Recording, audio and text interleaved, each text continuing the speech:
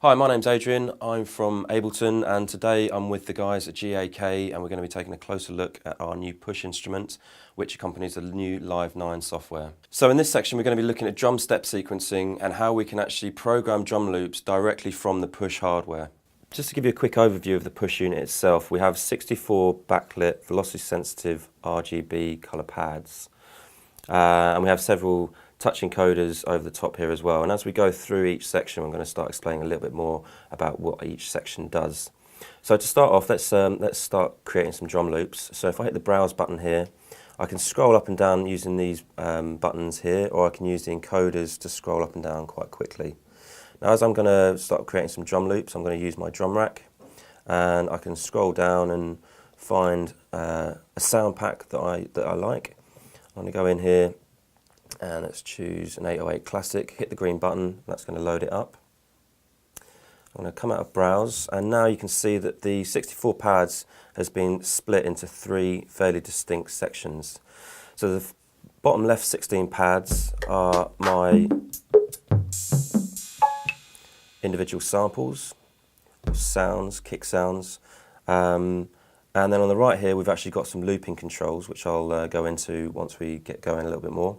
And then up here, we've got 32 pads, which we can now start step sequencing in.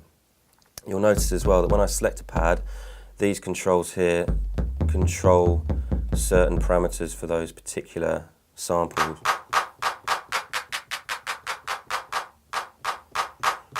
Such as pitch and volume. We've also got a basic envelope, attack and decay, a filter, some tone, and obviously some compression there as well. So to start off with, we can just select the sound that we want to start with, and straight away, as soon as I start inputting some notes, we've actually started a new loop. Now, one of the things that I like to do is to create variations of loops. So if I hit the duplicate button now, I can start overdubbing some different sounds over the top. So let's maybe go for a hi-hat.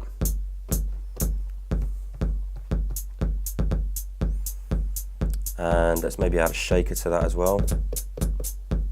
If I hit the repeat button here, we can actually repeat certain notes to the resolution that we can select using these different buttons down here. So I'm quite happy with 16th notes, and I'm going to hit the record button and record this in live.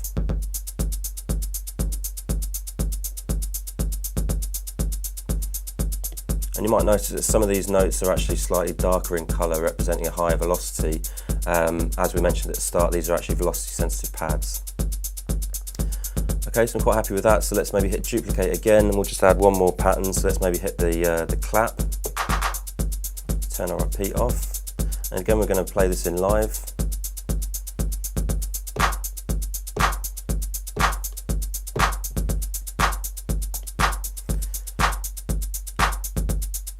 Now the timing of that sounds quite good, but I'm going to just hit my quantize button, and you can see that I can actually set different quantized values.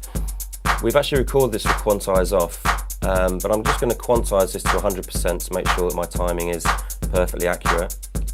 So if I select the pad and just hit quantize, you can see now I've quantized 100% to 16th notes.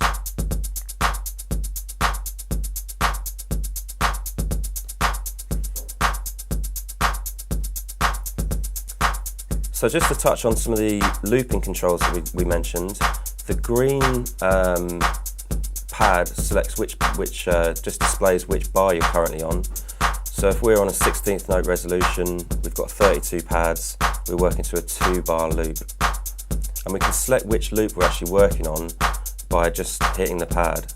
So if I hit this particular pad, you can see that it's just cycling around this 2nd bar.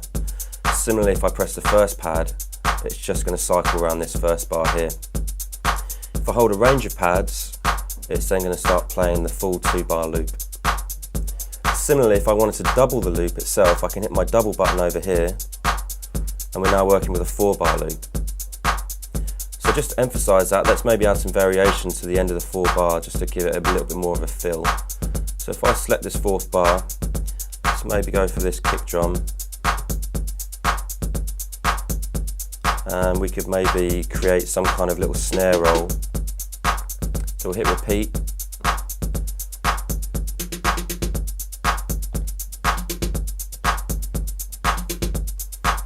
And now I want to play the whole 4-bar loop, so I'll hold the first bar and then the 4th bar, and we're now cycling through the whole 4-bar loop.